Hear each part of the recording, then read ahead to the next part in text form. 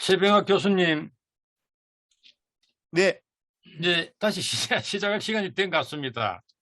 오늘 예. 이제 이 두 분 그 영화에 보면은 이제 미장센이라는 게 있는데 메이크 어 씬이죠. 화면 짜기. 그래서 오늘 이 세미나에 그 배치가 참 잘 된 것 같습니다. 우리 목광수 교수님의 인격에 대한 개념, 그 다음에 우리 유현석 교수님의 그 부정적이지만 나중에 이제 그 많은 정보를 주셨지만은 존재론적인 특성에 있어서 AI는 이제 인간의 파국이 아닐까 이런 고민들. 그래서 제가 이런 배치 안에서 어떻게 고민을 해야 되나 고민이 굉장히 많이 됐는데 일단은 우리 목강수 교수님은 제가 볼 때는 이제 트랜스 휴먼 계열로 이제 이 바지더라고요. 그 다음에 우리 유현식 교수님 같은 경우는 포스트 휴먼으로, 그러니까 트랜스 휴먼 같은 경우는 인간 향상 개념으로 저는 이제 그렇게 번역을 하거든요. 그 다음에 그 포스트 휴먼 같은 경우는 탈인간이죠.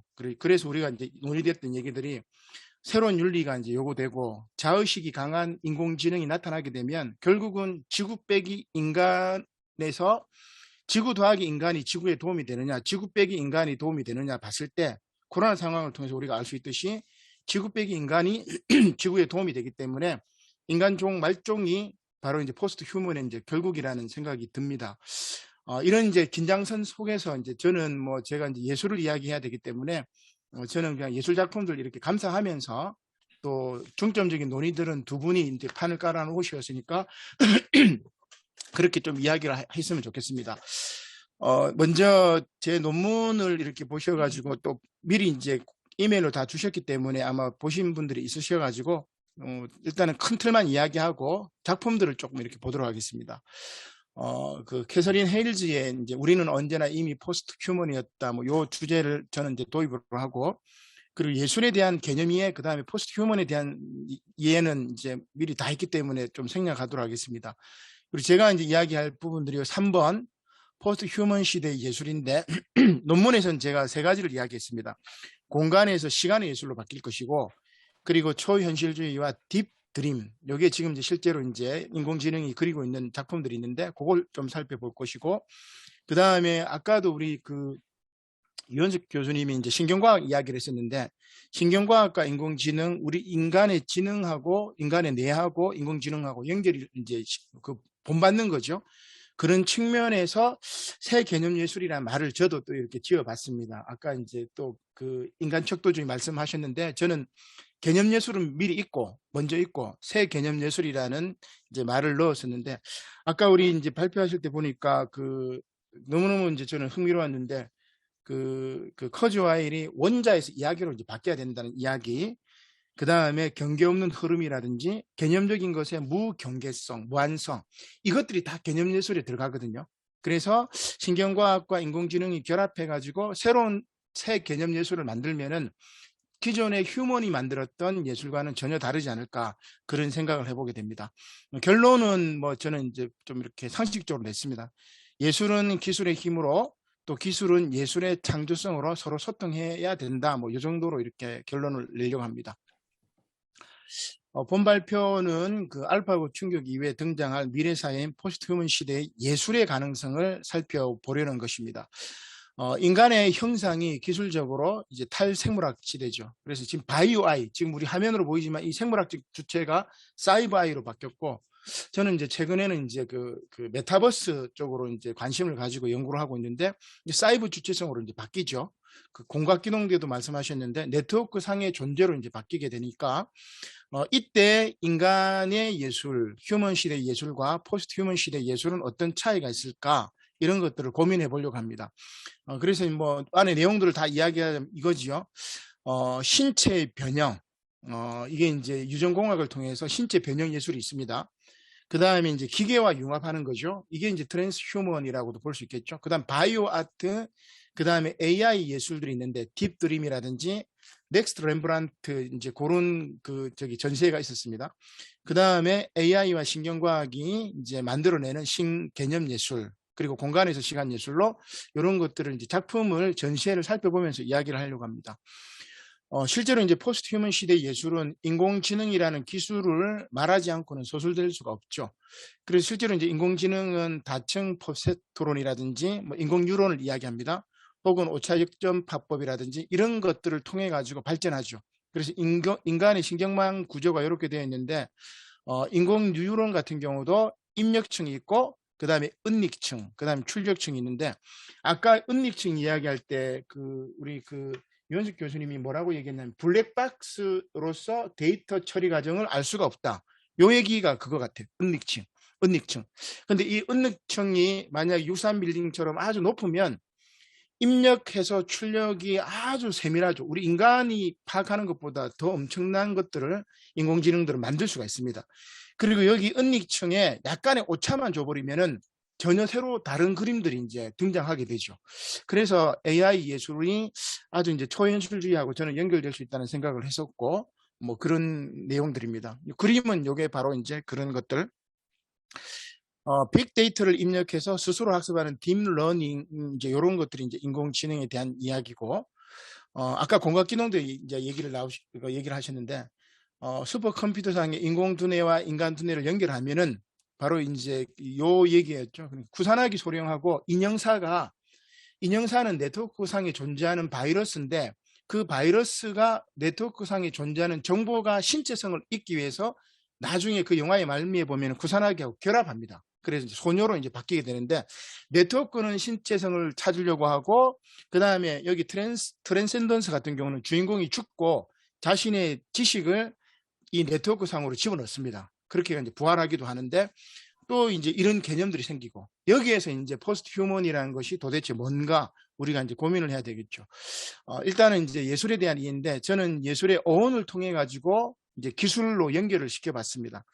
원래 이제 라틴어의 아르스에서 유래가 되었죠. 그래서 아트로 이제 번역을 하게 되는데 그 발생사적 기원을 거슬러 가면은 헬라어 테크네에서 유래가 됩니다. 호메로스 작품에 보면은 배를 만들 때 아주 기술적으로 이제 그런 기술이 이제 아르스로 번역이 되면서 나중에 이제 아트 우리 이제 예술로 이제 번역이 됐는데 실제로 이제 예술은 기술이었죠. 히랍에서 보면 그리고 또 이제 인공이라는 말도 그 아티피셜이라는 말도 그 인위적으로 만든 어떤 것인데 예술은 기술의 예술이다 원래.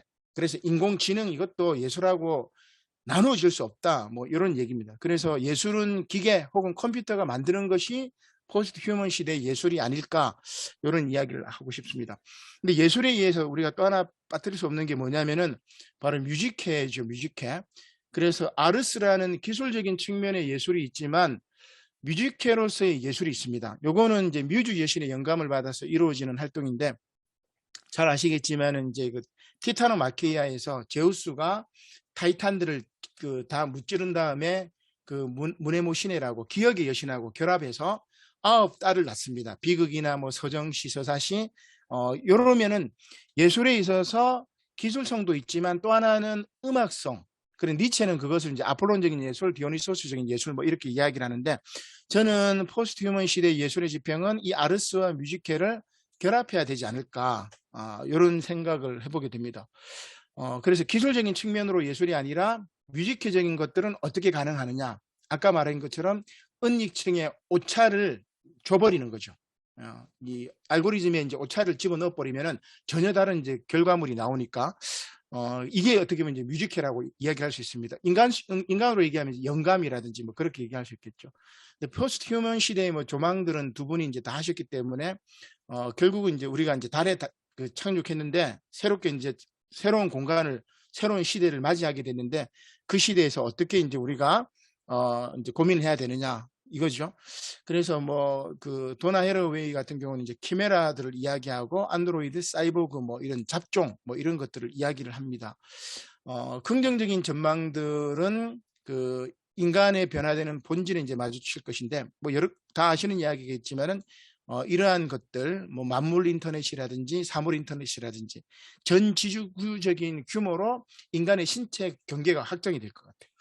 지금은 우리가 뭐 코로나 상황이라서 이렇게 비대면으로 저는 부산에 있고 또 서울에 계시고 뭐 이렇게 여러 군데 계시지만은 이런 것들이 가능해지는 것들이 뭐냐면은 바로 인간 신체 경계가 이제 해체되는 거겠죠. 메타버스를 통해서는 더 이제 해체가 되겠지만 이런 긍정적인 전망들을 또 있습니다. 그래서 인간 주체성은 인격 개념도 말씀하셨지만은 이제 부드러운 자아와 동시에 세계 속에 링크된 신체, 그 공각기동에 나왔던 이런 식으로 이제 존재하지 않을까. 이때는 정말 인간 종은 이제 말살당하고 새로운 종이 나오면은 우리 인간의 개념과 다른 어떤 이야기들이 나와야 되지 않을까, 새로운 윤리가 필요하지 않을까, 이런 고민들은 또 여러 교수님들이 또 이렇게 정리를 해주시면 좋을 것 같습니다. 자, 일단은 요 정도 부정적인 전망들은 제가 제껴놓고 바로 이제 그 예술 작품으로 한번 이야기를 하도록 하겠습니다.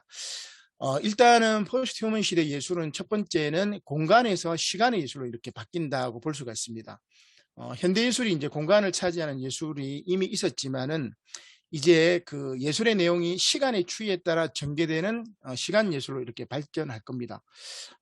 그 얼음 조각을 만들어 가지고 그 사진을 찍는 작가가 있습니다. 김인환가, 제가 이름이 생각이 안 나는데, 그래서 얼음 조각, 모태똥을 만든 다음에 얼음 조각을 처음에 찍고 녹으면 또 찍고 다 녹으면 또 찍고, 그러니까 그거는 그런 식으로 연작으로 사진을 쫙 배치를 해버리면 그거는 시간의 예술. 기마타, 예, 맞습니다. 예, 그 기마타 예술이 바로 이제 시간의 예술이라고 이야기를 할 수가 있겠죠.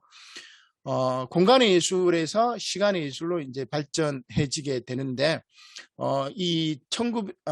2015년에 우리 그 한국 호주 국제 교류전이 있었고, 우리 서울의 이제 국립현대미술관에서 이제 전시를 했었습니다.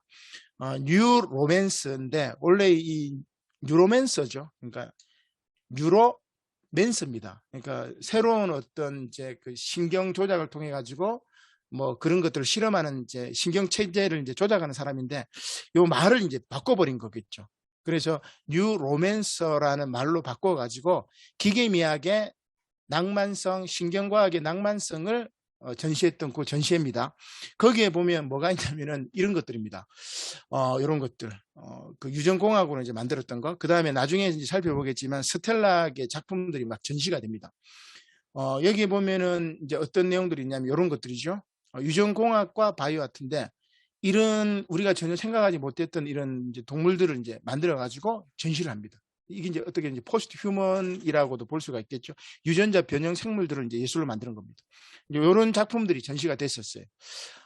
이게 이제 페트리샤 피치니니의 이제 유전공학과 바이오 아트인데, 뭐 이런 그림, 뭐 흉측하다고 생각할 수 있지만은 이제 유전공학이 발달하게 되면은 우리 옥자 그 봉준호 감독 영화처럼 이런 것들이 이제 생기지 않을까. 일단은 이런 그림들. 그 다음 두 번째는 뭐냐면은 그 오를란 같은 경우는 이제 신체 변형 예술이 있고, 스텔라 같은 경우는 기계와 융합합니다. 이 사람은 이제 프랑스 사람이고 이 사람은 이제 호주 사람인데, 오를랑의 신체 변형 예술 같은 경우도 실제로 이제 우리나라 이제 전시를 한 적이 있습니다. 성공미술관에서. 그래서 이 사람은 그 자기 이마에다가 뼈를 지금 집어넣은 거예요. 이식해가지고 집어넣은 겁니다. 이런 식으로 하고, 처음에 작품은 이제 테크노바디니까 1966년도에는 이런 식으로 이제 테크노식으로 가다가 나중에는 이제 뭐 이런 식으로 이제 더 극단적으로 이제 테크노바디가 이제 바뀌게 되죠. 지금 이런 것들도 이제 바뀌게 되는 건데, 이런 개념도 있고, 반면에 이제 스텔라 같은 경우는 기계와 융합합니다. 이 사람 같은 경우 자기 팔에다가 인공기를 만들어 가지고 이렇게 하기도 하고, 그 다음에 이제 제3의 손 이런 걸 만들기도 하고, 아주 이제 뭐 그 기계와 인간의 결합이죠. 그 이제 로보캅이라든지 그 다음에 어벤져스의 그 뭐 그 나오는 이제 주인공들 뭐 이런 거라고 볼 수가 있겠죠. 그래서 아까 맥루한 이야기도 하셨지만 이제 기술적 미디어는 인간의 연장이죠. 그리고 이것들을 실제로 구현시켰던 예술가가 바로 스텔락이라고 할 수 있습니다. 여기에서 신체와 기계와 네트가 합일이 되죠. 여기 이제 공각기동도 아까 이제 말씀하셨던 그 내용들이겠고, 이렇게 이제 예술을 진행을 하고 있는 거죠. 자, 두 번째는 이제 그 포스트 휴먼 시대의 예술은 제가 볼 때 초현실주의하고 이제 딥드림하고 이제 연결시키는 건데, 이런 것들이 바로 이제 딥드림으로 이제 그렸던 그림이죠. 그래서 이제 예를 들어 가지고 그 뭐 초현실주의는 이제 생략을 하도록 하고, 요 초현실주의, 서울에서 지금 이제 2022년 4월 24일까지 달리하고 마그리트 이제 전시회가 하더라고요. 이제 이런 개념이 딥드림을 통해서 가능하다 그 얘기입니다. 그 초현실주의 그림은 이제 앙드레 메슨이 처음에 이제 그렸던 건데 요 위에 말처럼 자동기술법 단안어를 떠올려 가지고 그냥 계속 해서 연상하는 것 혹은 그림을 이제 이런 식으로 그리는 것처럼 요게 인공지능이 그리는 그림에도 오차만 넣어주면은 그게 가능하다는 이제 그런 이야기입니다. 자, 그래서 요게 이제 딥드림인데 휴먼 AI라는 프로그램이 있습니다. 구글의 딥드림은 인간의 무의식에 도전을 하지요. 그래서 꿈의 패턴을 배워서 꿈의 이미지를 만들고 무의식을 모방해서 인공지능의 알고리즘 그 의식이 깃든 그런 미술을 이제 창작하게 됩니다. 이제 그 예를 들어서 딥드림은 기존에 학습한 회화 데이터베이스를 기반으로 빈센트 반 고흐의 작품을 모사하는 훈련을 받고 그대로 이제 그립니다. 그 다음에 약간의 이제 오차만 주면은 딥드림이 그린 고흐풍의 그림이 이런 식으로 변조가 되는 거죠. 이게 이제 어떻게 보면 저는 이제 초현실주의라고도 이야기할 수 있고 무의식적인 접근이라고 할 수 있고 인공지능은 이게 가능한 거죠. 그 다음에 딥드림이 그린 고흐풍의 그림 이런 식으로도 이제 가능하고 약간의 오차만 주면 됩니다. 이런 식의 그림도 이제 가능하고 그 다음에 이제 그 고흐 스타일 말고 피카소 스타일로 그림을 그리면 요 입력된 사진은 요겁니다. 건물 그림인데 건물 사진인데 터너 스타일로 뭉크 스타일로 칸딘스키 스타일로 다 변조가 가능해요. 그러니까 인공지능이 이제 이런 식으로 가능한 거죠. 그 다음에 이제 재밌는 게 이제 아까 말씀드렸던 이제 넥스트 렘브란트 프로젝트인데 2016년에 칸 광고제에서 사이버 부문 대상을 수상했습니다. 그래서 이제 이 그림입니다. 40대 중년 남성 초상화를 이제 딱 전시를 하고 렘브란트 전문가들을 다 불렀습니다. 이 그림 어떻습니까 하니까 전문가들이 이제 진품인지 그걸 이제 분석을 했겠죠.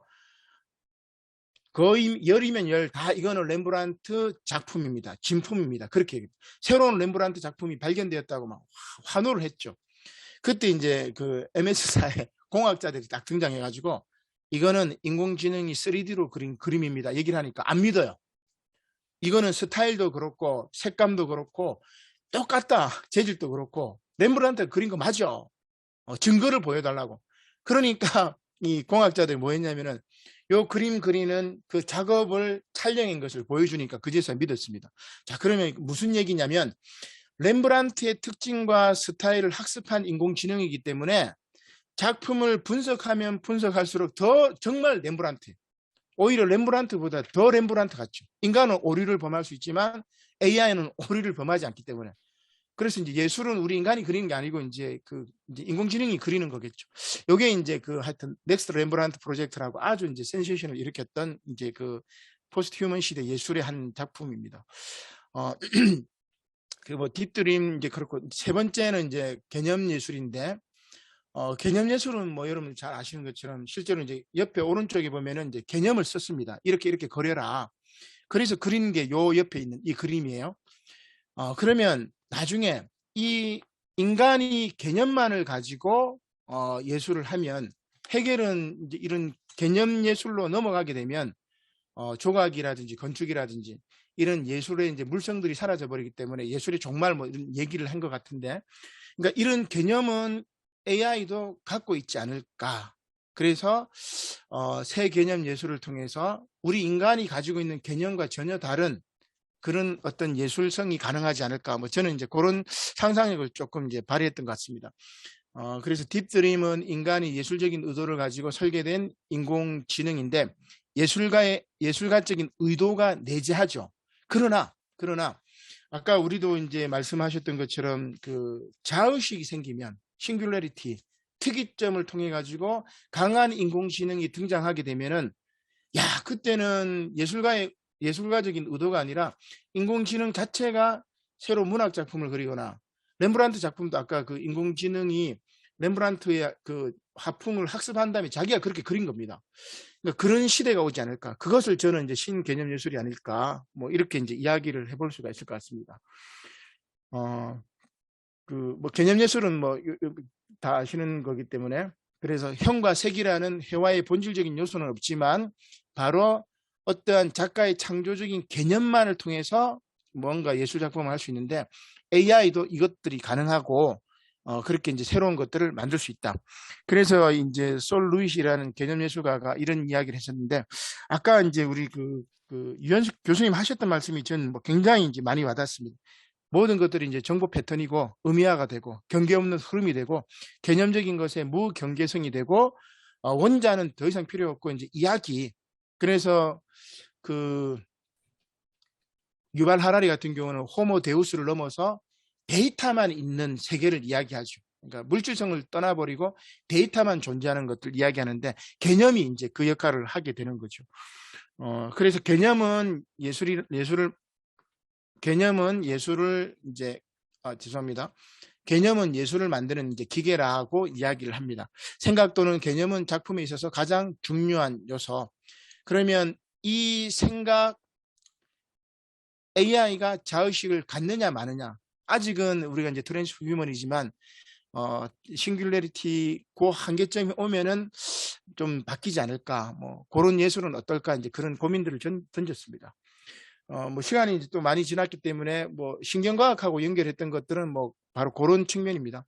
제가 이 정도로 정리를 하고 결론만 읽고 제가 마치도록 하겠습니다. 기술의 발전에 따라 육체와 정신이 확장이 되고 디지털 네트워크화에 따른 시공간 개념이 변할 것입니다. 육체성 없는 주체의 등장, 뭐 기계되기 뭐 이런 얘기도 있는데요. 이 탈경계적 현상들이 발생할 것이고 트랜스휴먼 또는 포스트휴먼 시대가 피할 수 없는 시대적인 조건이 되겠죠. 아마도 사람과 기계, 곧 생물과 무생물의 경계가 급속히 소멸되면서 등장하는 사이보그, 그리고 인공지능에 기초한 로봇의 시대는 이러한 시대를 가장 잘 대변할 것입니다. 따라서 포스트휴먼 시대는 예술의 새로운 변화에 지평을 요구할 것이고 예술은 포스트휴먼의 휴먼의 강조점을 두어서 새로운 감수성을 창출할 것이다. 아직은 뭐 저도 이제 포스트휴먼까지는 가지는 않은 것 같습니다. 이것은 어원적으로 예술은 기술과 동일한 속성을 지니기에 포스트휴먼 시대에도 예술은 기술의 힘으로 또한 기술은 예술의 창조성으로 서로 소통하며 발전할 것이다. 뭐 이렇게 정리를 해보겠습니다. 아주 막 그냥 빠르게 제가 이야기를 하고 막 좀 시간을 좀 줄이려고 해서 뭐 이렇게 좀 서툰 말이 있었지만 좀 용서하시고 제 발표는 이상으로 마치도록 하겠습니다. 고맙습니다.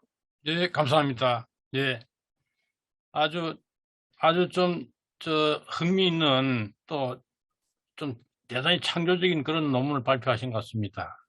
자, 질의 토론을 하도록 하겠습니다.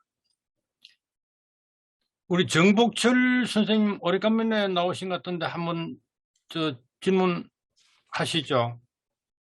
참 훌륭한 발표 감사합니다.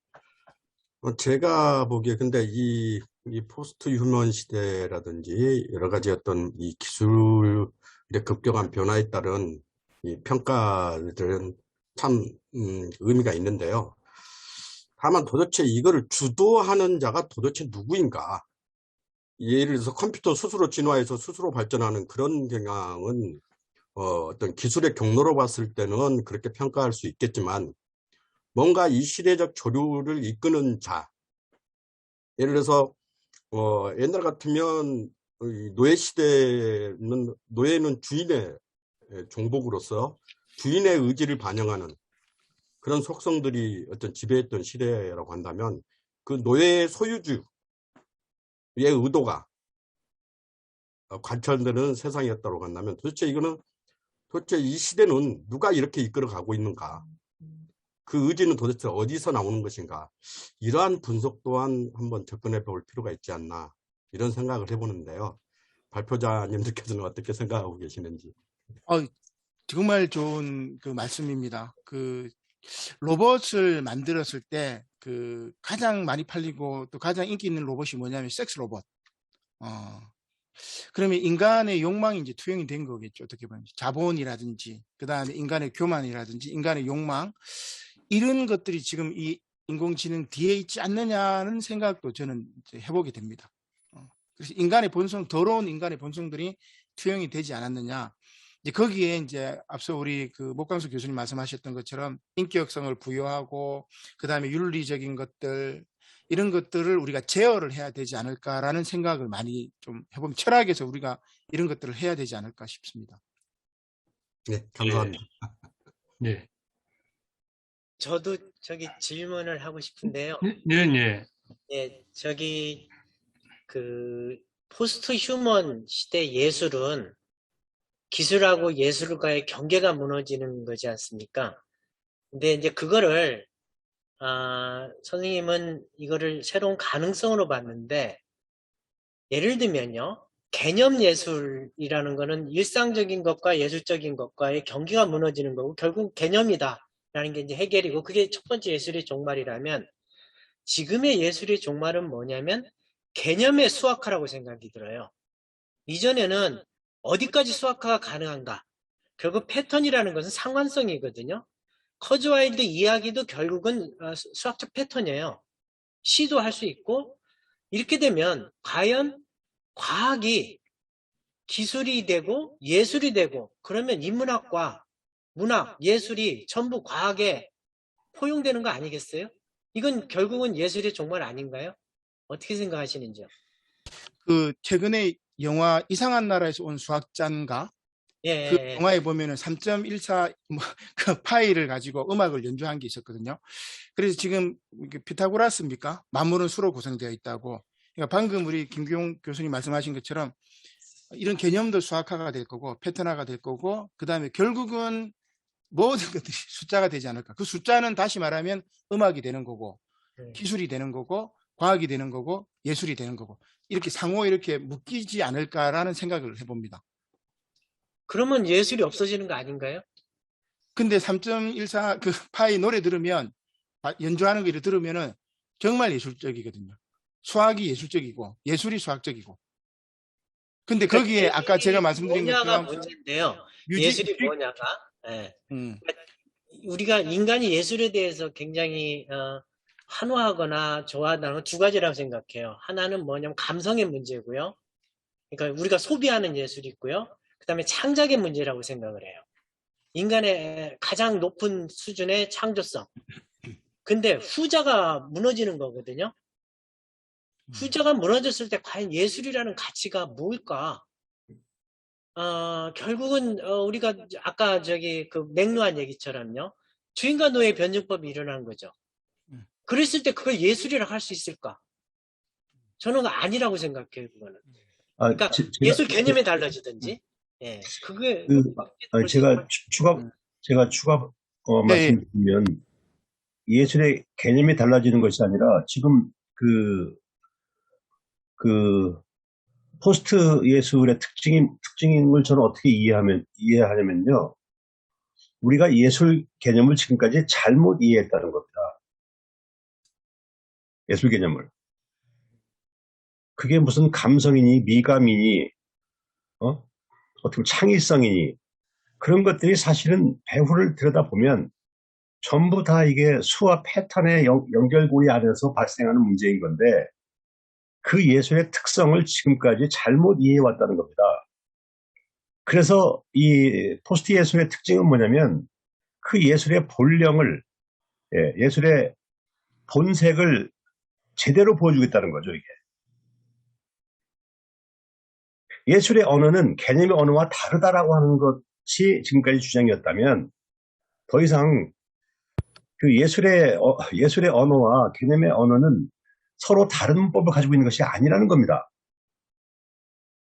예, 그렇기 때문에 이건 예술의 종말이잖아요. 그렇게 되면요, 세계 수학하고 결국은 과학에 의해서 모든 것이 통합되는, 결국 그렇게 되지 않을까요? 만약에 그렇다면? 그래서 제가 처음에 예술의 두 가지 이제 어원을 이야기를 했는데, 하나는 그 아르스를 말씀을 드렸고, 그런 맥락에서 우리 김규용 교수님 말씀이 맞습니다. 이제 그렇게 맞는데, 지금 포스트 예술의 입장에서는 뮤직회가 주는 광기, 그 광기를 아까 제가 이제 오차라는 걸 얘기를 했었는데, 이런 부분을 우리가 인정을 해야 되지 않을까. 두 가지를 같이 이야기를 해야 되지 않을까. 예술에 대해서. 이게 지금요, 진화하고, 그러니까 뇌과학에서요, 인간이 하는 기억하고 컴퓨터가 하는 메모리하고 다르거든요. 그러니까 인력과 출력이 똑같은 건 컴퓨터예요. 근데 인간은 굉장히 범주적 재구성을 하거든요. 그러니까 인간은 계속 시뮬레이션을 해요. 미래 예측을 하면서 시뮬레이션 하는 게 다르거든요. 근데 진화는 선생님 말씀하신 것처럼 그 은익 부분, 이것에 의해서 성의 유전자 교류에서 뮤테이션이 일어나잖아요. 변이가. 이게 이제 인형사 문제고요. 그러니까 과학적으로 이렇게 수학적 계산에 의해서 되는 게 아니라 오류가 발생하는 거죠. 그 오류에 의해서 진화가 일어나는 거고, 이게 굴절 적응이라는 걸 통해서 완전히 새가 나는 것처럼 완전히 다른 방식으로 된 거죠. 이게 이제 생물학적인 진리 개념이란 말이에요. 생물학적 진화 개념인데, 이거를 만약에 수학화한다면 이게 과연 이게 수학화가 가능할 것인가죠. 생물학적 이 진화의 과정을 커즈와이는 하려고 하는 거죠. 그러니까 이걸 과연 이게 될 것인가? 이거는 마지막 지점일 거라고 생각이 들어요. 저는 그러니까 생물학적으로 이루어진 이 전 과정, 우주의 전 과정을 인간이 수학이라는 걸 방식으로 시뮬레이션하고 이게 여기까지 왔는데, 이 지점에서 이게 전부 다 환원이 될 것이냐, 아니면 뭔가가 다른 게 있느냐. 그러니까 이 지점은 저는 아직 그렇게 딱 커즈와이처럼 수학화가 가능하지 않은 영역이 있지 않을까. 수학이라는 것 자체도 인간이 세계를 재현하는 하나의 방식이니까. 근데 그것이 이제 상당히 많은 부분 진전됐다는 게 지금 문제일 거라는 거죠.